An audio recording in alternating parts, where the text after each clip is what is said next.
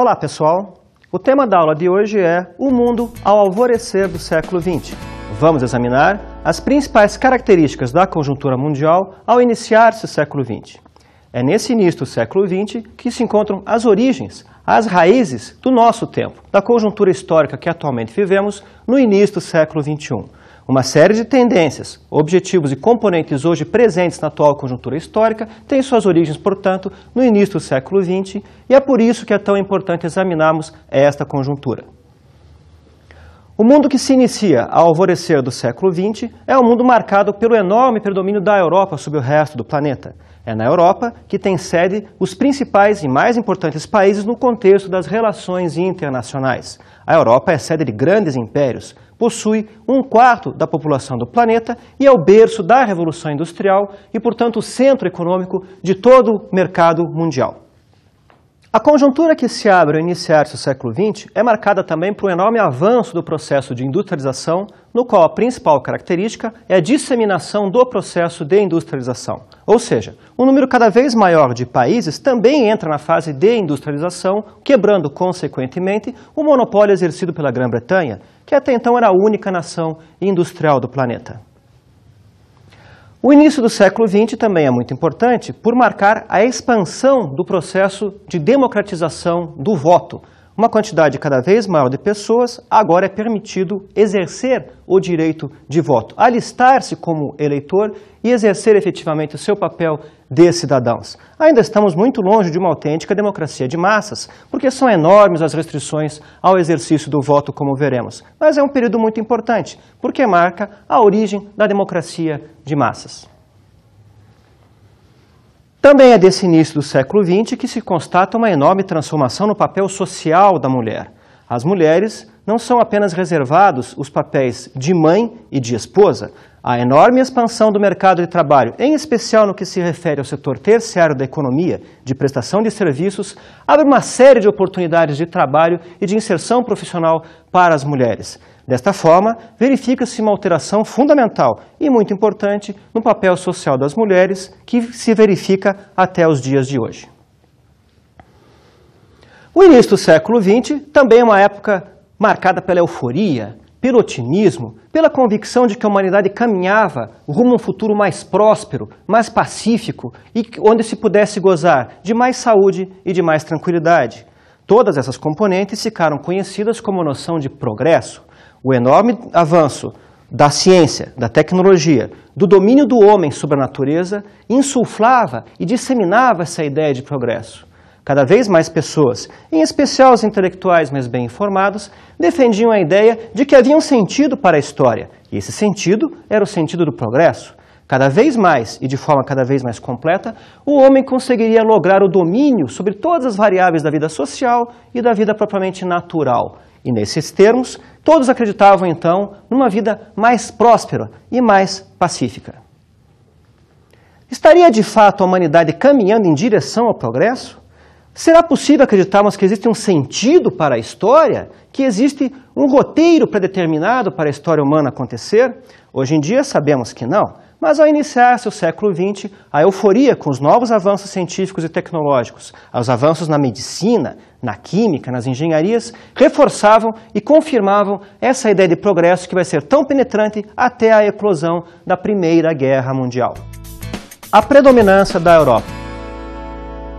Uma das variáveis mais relevantes que nos indica, que nos representa a predominância da Europa sobre o resto do planeta, diz respeito aos indicadores de ordem demográfica. A Europa tem uma enorme população que corresponde à 1/4 parte da população de todo o planeta. Isto faz do continente europeu um continente de emigrantes, ou seja, um continente no qual vários países anualmente remetem dezenas de milhares, se não centenas de milhares de imigrantes para os países de colonização mais recente. Destes países, os mais importantes são os Estados Unidos, o Brasil, a Argentina e a Austrália.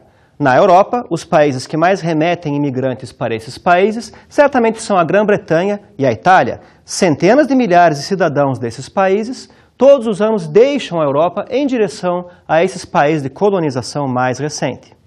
Para além das variáveis de ordem demográfica, é da mais alta relevância levarmos em consideração também alguns indicadores de ordem econômica, a fim de percebermos o papel central que a Europa desempenha nessa conjuntura mundial.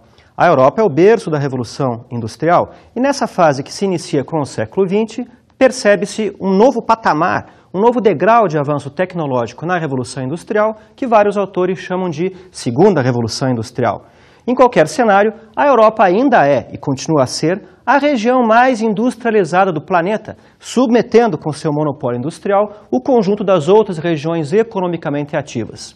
Isso resulta nas encomendas enormes, extremamente expressivas, de alimentos, matérias-primas e combustíveis que várias regiões subdesenvolvidas do planeta enviam para a Europa em acelerado processo de industrialização. Para além do papel central da Europa nesse circuito de trocas comerciais que organiza o mercado mundial, a Europa tem também um papel central no capitalismo financeiro. As principais praças financeiras do planeta se localizam na Europa e destas, a mais importante é a cidade de Londres, o maior centro financeiro do globo naquela época. Para além de Londres, apenas algumas outras poucas cidades têm real importância no capitalismo financeiro mundial e todas se localizam na Europa, como Amsterdã, Paris, Viena, São Petersburgo e assim sucessivamente. A conjuntura do início do século XX também é marcada por uma acirrada corrida imperialista. Os principais países da Europa, e mais tarde também os Estados Unidos e o Japão, vão se lançar a um acelerado processo de incorporação de vastas áreas na Oceania, na Ásia e também nas Américas aos seus impérios coloniais. Esses impérios coloniais coexistem com os antigos impérios coloniais do século XVI e é por isso que se refere sempre à conjuntura que vai do final do século XIX ao início do século XX como sendo uma corrida imperialista. Essa corrida imperialista vai ser um dos fatores que também vão reforçar a predominância da Europa sobre o resto do mundo. O fato da Europa ser sede dos mais importantes impérios coloniais em escala planetária vai fazer deste continente o foco, o centro das principais negociações diplomáticas e de encaminhamento das relações internacionais em escala global. As motivações para esta corrida imperialista que envolve os principais países europeus até hoje é motivo de debate. Vamos examinar ainda nesta aula quais são as principais vertentes teóricas e os autores mais importantes que discutem entre si as motivações, as origens desta corrida imperialista. Um outro conjunto de variáveis da mais alta relevância para entendermos a centralidade do continente europeu nas relações internacionais do início do século XX são as artes, a cultura e a indústria cultural. O início do século XX é marcado por uma enorme renovação nas artes plásticas, na pintura, na escultura e a criação também de formas de arte inteiramente inéditas, originais, resultados, consequentemente, em boa medida, do avanço tecnológico e do avanço científico. Essas novas formas de arte serão o cinema e também a fotografia. Somando todas estas variáveis políticas, diplomáticas, demográficas, econômicas, financeiras e culturais, temos então formado um quadro bastante amplo, ainda que muito sintético, do papel central desempenhado pela Europa na conjuntura que se inicia com o século XX. Os Estados Unidos, a Alemanha e o Japão como potências emergentes. A conjuntura que se inicia com o século XX é marcada por um enorme acirramento na competição de posições pelo mercado mundial. Agora, além da Grã-Bretanha, várias outras nações, em acelerado processo de industrialização, também disputam com os britânicos o mercado mundial. Desses países, os mais importantes serão os Estados Unidos, a Alemanha e o Japão. A súbita e repentina ascensão dos Estados Unidos, da Alemanha e do Japão só pode ser entendida a partir do exame de algumas características que são peculiares destes países. Podemos dividir num grupo os Estados Unidos e a Alemanha e no outro o Japão, que é um caso bastante atípico, bastante peculiar. No caso norte-americano e alemão, esses países, conforme pode se verificar, partilham algumas características comuns que impulsionam, que favorecem extraordinariamente a industrialização. O principal fator, certamente, é aquele que diz respeito à demografia. Tanto os Estados Unidos quanto a Alemanha possuem enormes populações que estão em rápido processo de crescimento. Isto favorece a constituição de um mercado interno, que é uma componente fundamental para se catalisar, para se agilizar o processo de industrialização. As indústrias norte-americana e alemã, além de contarem com um enorme mercado interno, também têm esse mercado interno protegido por tarifas protecionistas. A cobrança de elevados impostos de importação sobre os produtos industrializados estrangeiros favorece e incentiva a industrialização nestes países.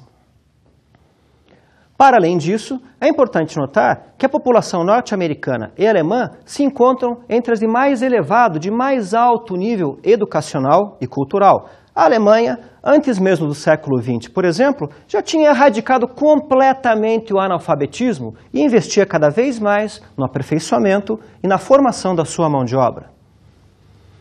O caso norte-americano e alemão do início do século XX são exemplos clássicos da vinculação entre educação e avanço econômico. Dispondo de uma população numerosa, muito bem treinada e educada, ficou muito mais fácil para alemães e norte-americanos encontrarem os quadros técnicos, os profissionais habilitados para fazer funcionar uma economia que se torna cada vez mais complexa nos quadros da segunda revolução industrial.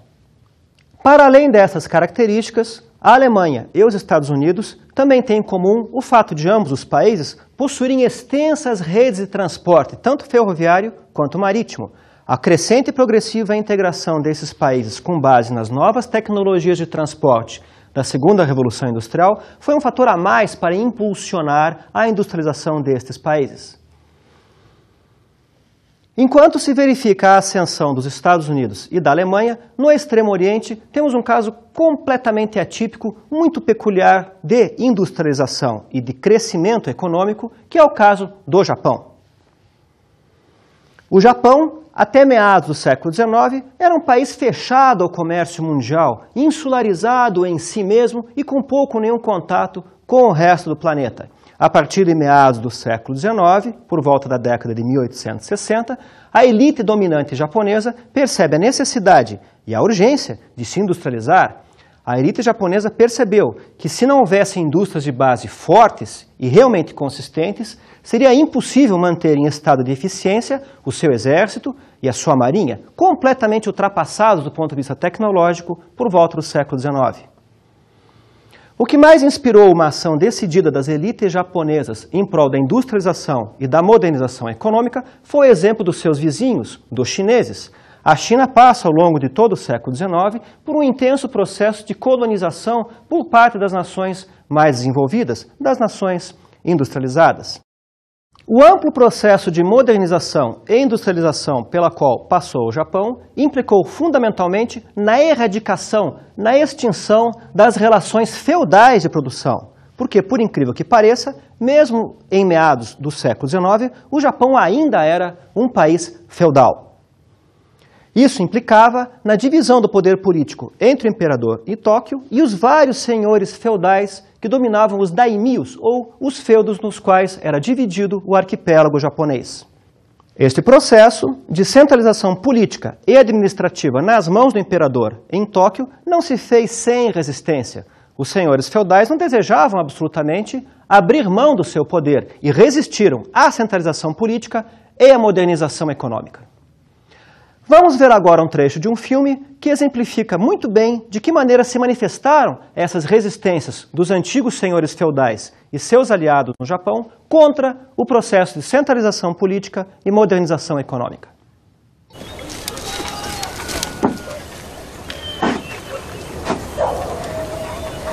Morning.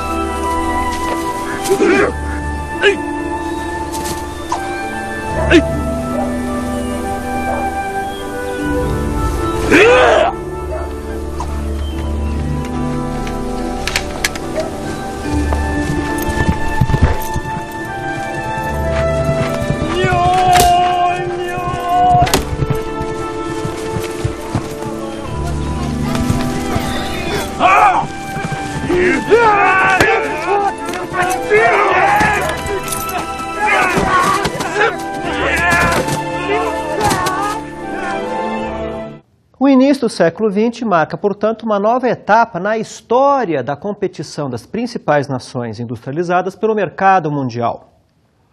Nessa conjuntura, enquanto se verifica a ascensão dos Estados Unidos, da Alemanha e mais tarde do Japão, se verifica simultaneamente o declínio, a decadência econômica da Grã-Bretanha. A principal motivação para o declínio britânico na concorrência pelo mercado mundial diz respeito à disseminação da industrialização. Se no início da primeira Revolução Industrial a Grã-Bretanha era a única nação industrializada, agora vários países com ela disputam o mercado mundial. O processo de disseminação da industrialização foi motivado em boa medida pelos próprios interesses dos britânicos. A Grã-Bretanha foi desde sempre o principal exportador da tecnologia, das máquinas e dos equipamentos da primeira Revolução Industrial. A Grã-Bretanha foi durante muito tempo um grande exportador de material ferroviário, trilhos, locomotivas, vagões, máquinas a vapor para minas e navios e assim sucessivamente. Esse processo de exportação da tecnologia até então monopólio britânico foi muito favorecido pelo fato da própria Grã-Bretanha ser o coração do sistema financeiro em escala mundial. Os principais compradores destas máquinas e desses equipamentos vendidos para a Grã-Bretanha obtêm os empréstimos, o financiamento para a aquisição deles na própria Grã-Bretanha. O resultado é que os britânicos acabaram com esse comportamento que favorecia seus empresários privados, disseminando a revolução industrial por todo o planeta, que acabou sendo um fator muito importante no declínio econômico e no acirramento da competição com a Grã-Bretanha por parte dos outros países industrializados. A segunda Revolução Industrial. O período do início do século XX também é marcado pela eclosão de uma segunda Revolução Industrial. Isso não quer dizer que a tecnologia da primeira Revolução Industrial, a Revolução Industrial original, tenha sido abandonada. Muito pelo contrário, a tecnologia original da primeira Revolução Industrial coexiste neste período com as novas tecnologias que são típicas da segunda Revolução Industrial. As principais transformações operadas entre uma e a outra Revolução Industrial dizem respeito à matriz energética. Na primeira Revolução Industrial, contava-se apenas com a energia liberada pelo carvão, fundamental para o funcionamento das máquinas a vapor. Nessa conjuntura que se abre, outras matrizes tecnológicas energéticas estarão disponíveis. Destas, as mais importantes certamente são duas. A tecnologia dos motores a explosão, fundamental para fazer funcionar automóveis, aviões e motocicletas. E, em segundo lugar, a tecnologia dos motores elétricos, muito importantes, tanto para o processo industrial, quanto para a disseminação, a vulgarização dos eletrodomésticos. A criação de uma série de processos produtivos derivou tanto da incorporação da tecnologia do motor a explosão, quanto da tecnologia relativa ao motor elétrico. No caso do motor a explosão, as consequências foram da mais alta relevância. O motor a explosão e a disseminação de automóveis, caminhões e motocicletas garantiu muito maior flexibilidade ao capitalismo, que até então dependia apenas e tão somente do transporte ferroviário e da navegação a vapor. Com os motores a explosão, tem início o rodoviarismo, ou seja, a manutenção de extensas redes de transporte que não dependem mais apenas da ferrovia, mas tem seu foco nas rodovias. A principal dimensão relativa ao rodoviarismo diz respeito à intensificação do circuito de trocas, porque os investimentos para se construir uma rodovia são muito menores do que os investimentos para se construir uma ferrovia. Isso garante uma maior agilidade, maior integração e maior velocidade no circuito de trocas comerciais. Essa é que é a importância da tecnologia do motor a explosão, que tornou o rodoviarismo uma opção possível. Já no que diz respeito à adoção dos motores elétricos, é muito importante levarmos em conta a miniaturização e a portabilidade desses motores. Até então, o processo produtivo dependia de gigantescas plantas industriais, nas quais o coração do processo produtivo era a máquina a vapor. Com a disseminação cada vez mais ampla de motores elétricos, agora o processo produtivo também pode ser descentralizado. Fábrica de quaisquer tamanhos, contando com qualquer número de operários, viabilizam o processo produtivo com base na nova tecnologia do motor movido à eletricidade. Além da introdução dessas novas tecnologias relacionadas com os motores à explosão e os motores elétricos, o início do século XX também é marcado por um enorme avanço nas indústrias químicas.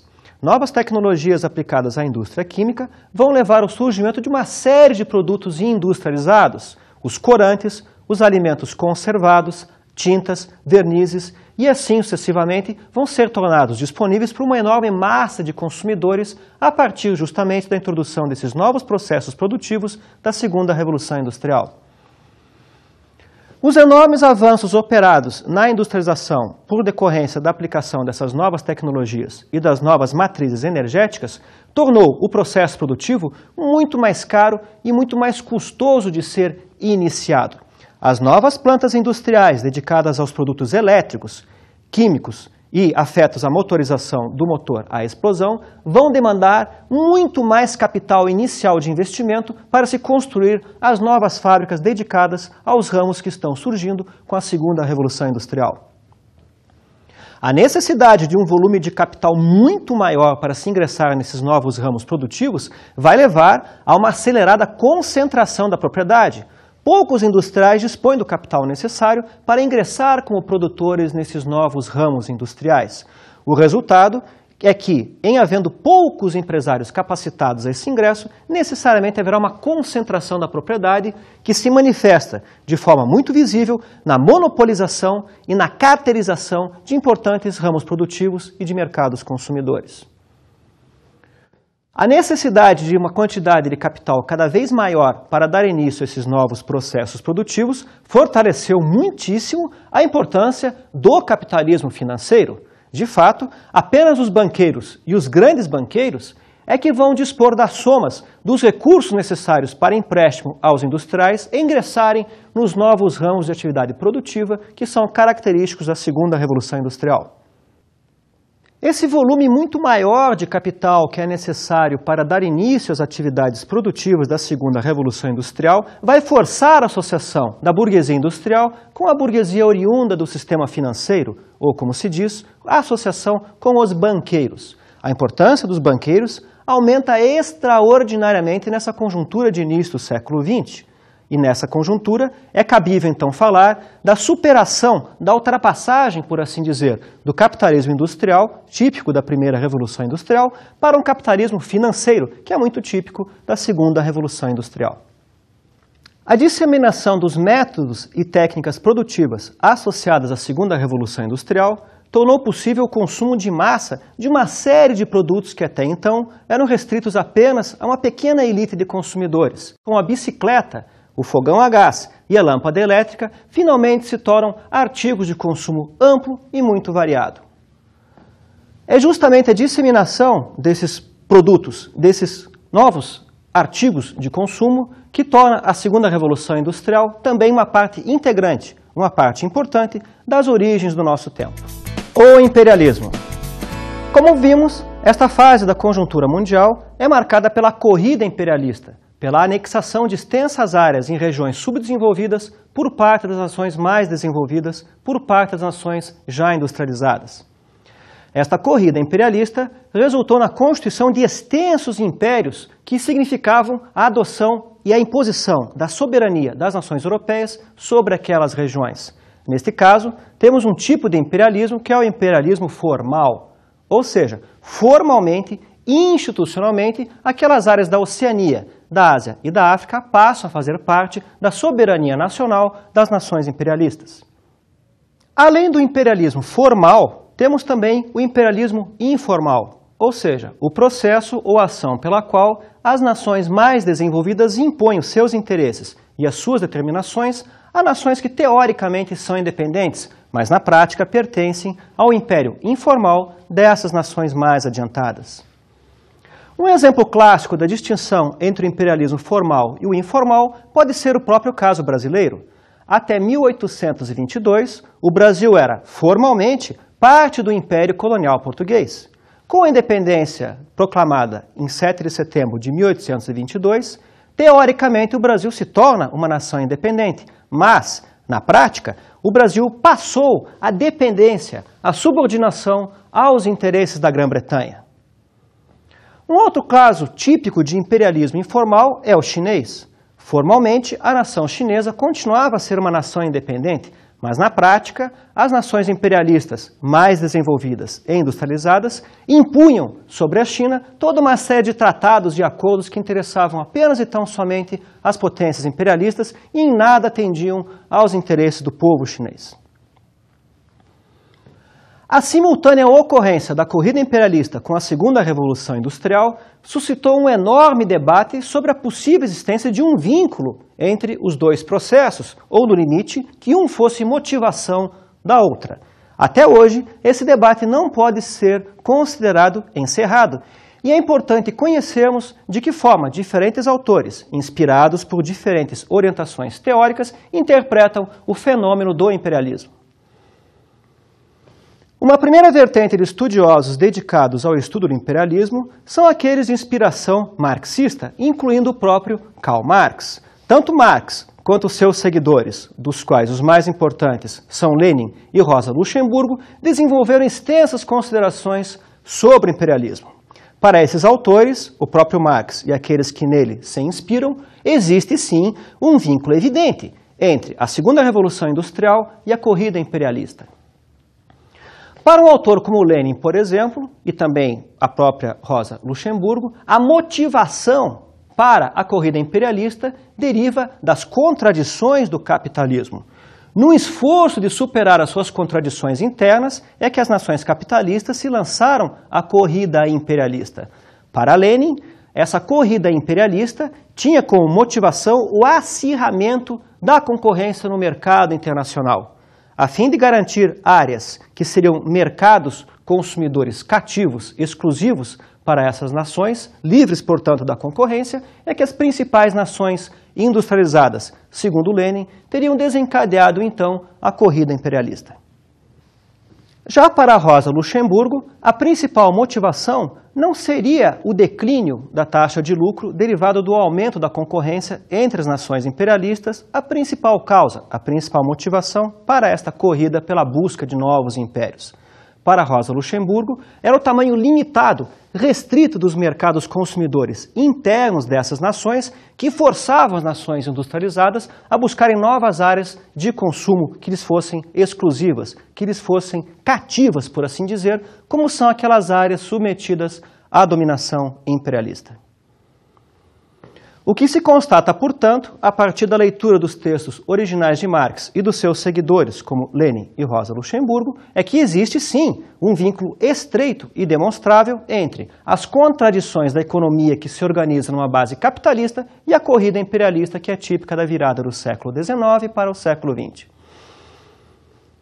Uma outra vertente teórica da mais alta importância que também se dedica ao estudo do imperialismo é a corrente de orientação liberal. Entre os autores de inspiração liberal, os mais importantes são Schumpeter e Veblen. Tanto Schumpeter quanto Veblen repudiavam qualquer vínculo, qualquer vinculação entre as contradições do capitalismo e a corrida imperialista.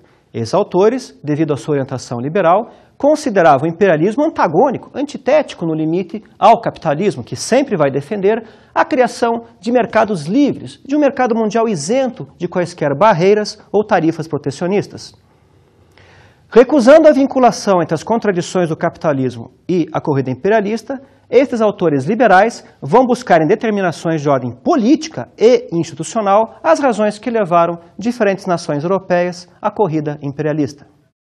Segundo esses autores de inspiração liberal, não teriam sido os elementos capitalistas que teriam proposto e executado a corrida imperialista. Muito pelo contrário, seriam os elementos nobres, de origem nobre, as casas reais que ainda governavam vários países da Europa, que teriam sim idealizado e executado essa política imperialista. As motivações para esta corrida imperialista, executada por esses elementos que ainda governavam os principais países europeus, são relacionadas às questões afetas ao prestígio político e social desses grupos e também ao uso que eles foram capazes de fazer da ideia de império como um aglutinante social. A fim de superar as contradições e contestações aos seus governos, apelavam para a mística, para a imagem, para o prestígio que era decorrente da corrida imperialista.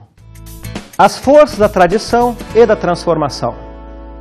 A conjuntura do início do século XX é marcada, como vimos, por um acelerado processo de modernização. Gradualmente, ia-se operando a transformação da sociedade rural em uma sociedade urbana. Simultaneamente, operava-se a transformação de uma economia agrícola em uma economia industrial. Finalmente, uma terceira variável importante desse processo de modernização, que constatamos ao iniciar-se o século XX, diz respeito à política e às relações que governam efetivamente os cidadãos com base no poder do Estado. Nesse último quesito, verifica-se que pouco ou nenhum avanço ocorreu. Segundo a teoria da modernização, além da constituição de uma sociedade urbana e industrial, também deve-se levar em conta a dimensão democrática dessa mesma sociedade, a fim de caracterizar o processo de modernização. Nesse último aspecto, o balanço que fazemos da conjuntura que se abre ao iniciar-se o século XX é um balanço ainda muito modesto, muito parcial. Na maior parte dos países europeus, apenas uma reduzida parcela da população, geralmente homens, alfabetizados, maiores de 21 anos e que dispõem de um certo nível de renda, é que podem alistar-se como eleitor ou candidatar-se a cargos eletivos. Consequentemente, a democracia de massas, que associamos tão fortemente aos tempos modernos, está apenas e tão somente no seu início. A conclusão do processo de modernização da sociedade em nível mundial, que se imaginava ser iminente, estar muito próxima no início do século XX, na verdade, ainda demoraria algum tempo para se concretizar. No que diz respeito à instauração de uma democracia de massas, será necessário o impacto da crise de 29 e, mais importante ainda, o impacto da Segunda Guerra Mundial para finalmente ver prevalecer e generalizar-se as relações efetivamente democráticas e uma própria democracia de massas nos países industrializados e mais desenvolvidos. Vamos ver agora um pequeno trecho de um autor bastante reconhecido que faz um balanço, uma avaliação sobre o avanço das tendências modernizantes sobre os aspectos mais tradicionais e conservadores da sociedade europeia ao iniciar-se o século XX. A burguesia desperdiçou boa parte de sua força de crescimento em lutas internas entre os defensores do livre comércio, das liberdades democráticas e do império informal, de um lado, e os do protecionismo econômico, do antiliberalismo político e do imperialismo vigoroso, de outro.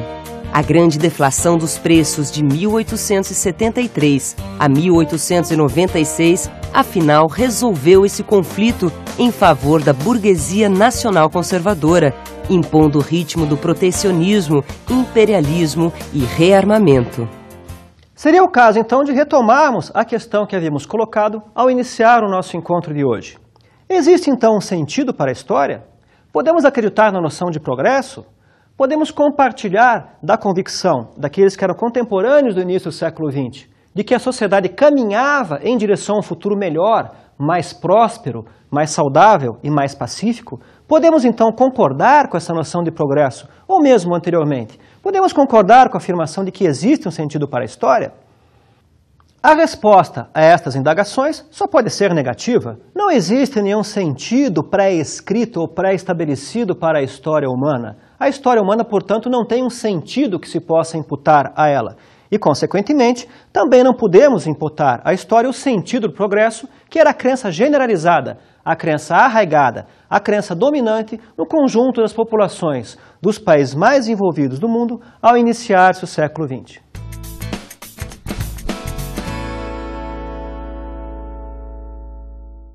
A agitação vivida pela União Soviética no começo do século passado teve consequências também na arte. Os artistas passaram a não mais separá-la da vida real. Os estilistas, por exemplo, passaram a pensar em peças para serem produzidas em larga escala. Nas páginas da revista Lef, lia-se debates acerca da responsabilidade do artista para com a sociedade e o seu papel dentro dela. Não por acaso, o início dos anos 20 foi marcado pelo aumento significativo de teatros no país. Com a morte de Lenin, os soviéticos passaram por uma nova transformação. E muitas das suas expressões artísticas foram censuradas ou sumariamente proibidas. Motivos à parte, o fato é que a censura conseguiu privar a população de boa parte da sua riqueza cultural. Entre elas, Vladimir Mayakovsky, um dos ícones do movimento cultural soviético, que veio a falecer pouco tempo depois, em 1930.